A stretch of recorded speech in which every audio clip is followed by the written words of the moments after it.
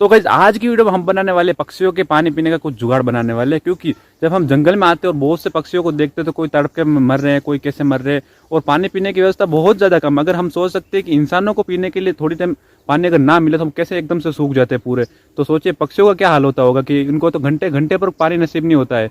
तो हम आज उन्हीं के लिए कुछ व्यवस्था करने वाले हैं, कुछ कटिंग करके जुगाड़ बनाने वाले हैं। तो बने रहना वीडियो में, मैं कुछ लेके आया हूँ जुगाड़, आपको दिखा देता हूँ एक बार के लिए।